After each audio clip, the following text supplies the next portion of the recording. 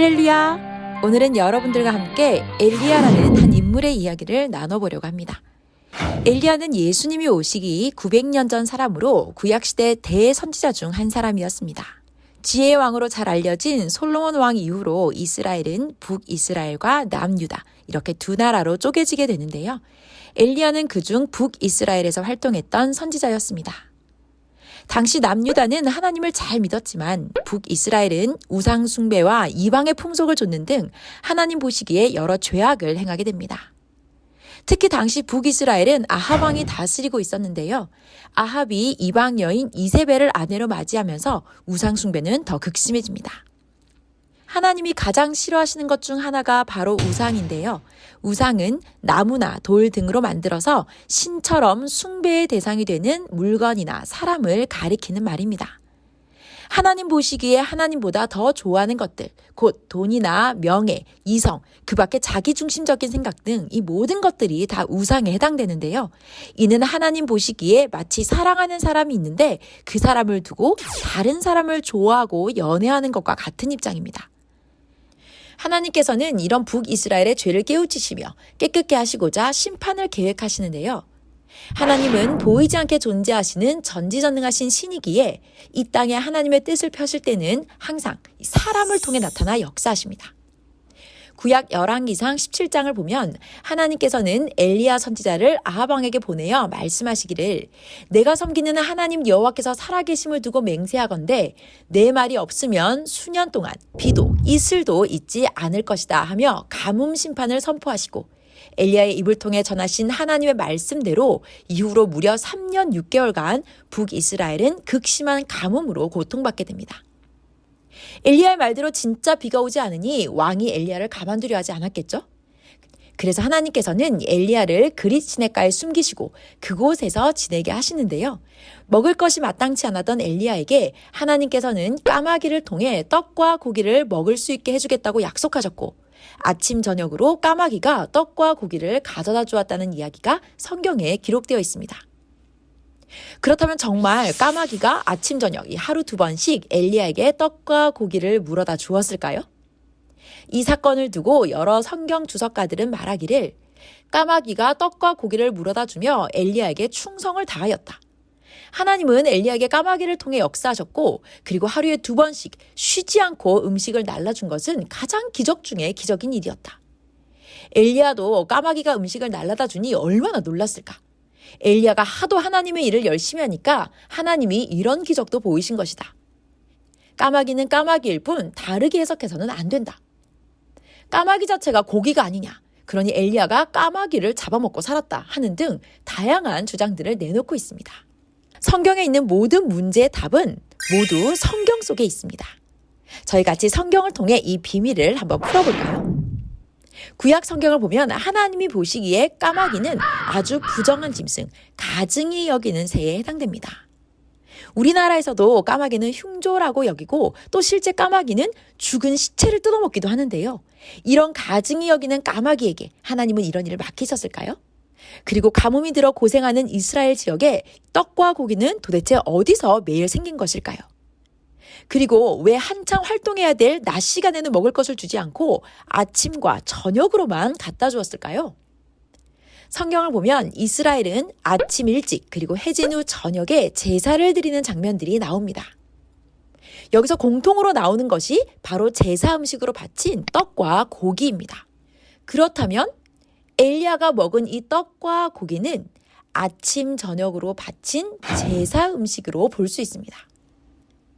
앞서 베드로의 이야기를 통해서 물고기가 사람을 비유한 것이라고 말씀드렸는데요. 엘리야에게 떡과 고기를 날라다 준 까마귀도 역시 진짜 까마귀가 아니라 바로 하나님 보시기에 가증한 것들, 곧 우상을 섬기는 자들과 그 우상 영들을 가리키는 말입니다. 당시 이스라엘 사람들이 섬겼던 대표적인 우상이 바알과 아세라 목상이었는데요. 비가 오지 않으니 그들이 섬기던 신들에게 비가 오게 해달라며 떡과 고기를 가져다 아침 저녁으로 정성스럽게 제사를 지냈고 엘리야는 숨어 지내면서 그 눈물의 제사밥을 먹으며 끼니를 이어갔던 것이죠. 엘리야는 이렇게 악한 시대 가운데 하나님의 때를 기다리며 시대의 죄를 대신하여 고난의 길을 갈 수밖에 없었고 그러다 3년이 지나고 드디어 때가 되어 하나님의 날이 임하게 됩니다. 하나님께서는 엘리야를 명하사 아합을 만나게 하시는데요. 엘리야를 만난 아합은 이스라엘을 괴롭히는 자야. 하지만 엘리야는 대답하기를 내가 이스라엘을 괴롭히는 것이 아니라 당신이 하나님을 버리고 바알을 따랐기 때문에 일이 된 것입니다. 내 말을 못 믿겠거든 바알과 아세라를 섬기던 자들을 다 불러 모아 주십시오. 누가 진짜 신인지 이 심판이 누구 때문에 일어난 것인지 한번 판가름해 봅시다 했습니다. 결국 왕과 백성들이 보는 앞에서 하나님의 사람 엘리야 한 명과 바알과 아세라를 섬기던 선지자 총 850명이 갈멜산에서 대결을 벌이게 되는데요. 이것이 바로 구약의 유명한 사건 갈멜산 전투입니다. 엘리야는 우상 선지자들에게 말하기를 제단을 쌓아놓고 너희는 너희 신의 이름을 부르고 나는 나의 하나님을 부르겠다. 그때 불로 응답하는 신이 진짜 신이다 했고 그 말대로 바알의 선지자들이 자기들의 신인 바알을 아침부터 낮까지 계속해서 불러대지만 아무런 응답이 없었습니다. 정오가 지나고 저녁 소재 드릴 때까지 아무 소리도 없고 응답도 없으니 드디어 엘리야가 나서서 하나님을 부르기 시작합니다. 이때 엘리야가 정말 멋있는 기도를 하나님께 올리게 되는데요.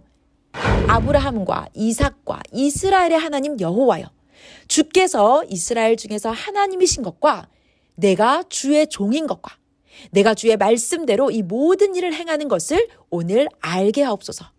여호와여, 내게 응답하옵소서. 내게 응답하옵소서.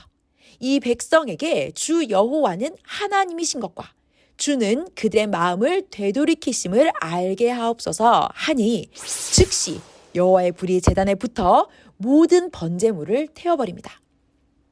이것을 본 백성들이 엎드려 고백하기를 여호와 그는 하나님이십니다 라고 외쳤고 결국 우상 선지자 모두를 잡아 처단함으로 엘리야는 대승리를 거두게 됩니다.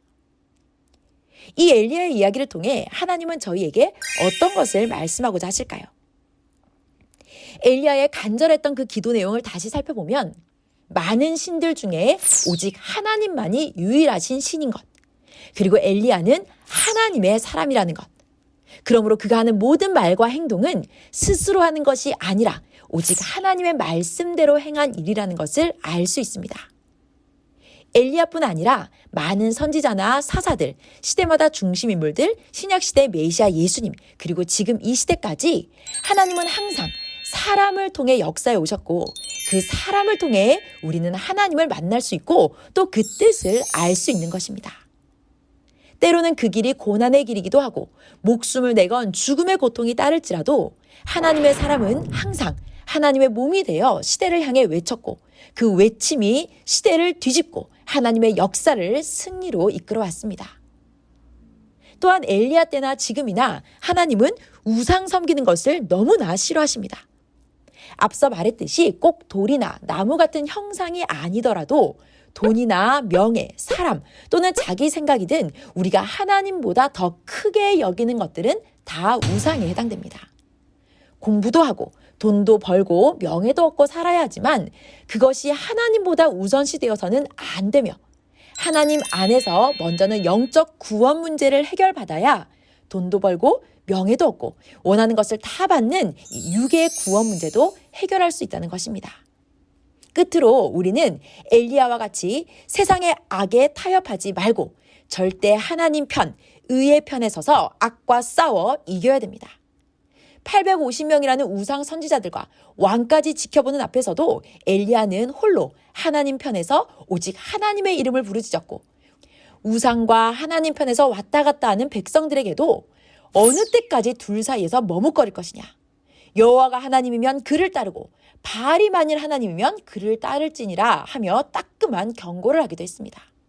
지금도 세상에는 우리의 힘으로 이기기 힘든 많은 악이 존재하고 끊임없이 유혹이 오기도 하지만 절대 넘어지지 말고 제단에 뜨거운 불을 내려 모든 악을 다 태우고 멸해주신 여호와 하나님을 부르며 주의 이름으로 악을 다 멸하고 없애야 합니다. 그리고 또 하나 베드로 이야기와 같이 성경에는 많은 비유들이 나와 있고 그 비유를 꼭 풀어야 하나님의 행하신 일들을 오해하지 않고 성경도 제대로 이해할 수 있다는 것을 기억하시면 좋겠습니다. 네, 그러면 오늘 엘리야 이야기는 이것으로 마치겠습니다. 여러분 함께 해주셔서 감사합니다.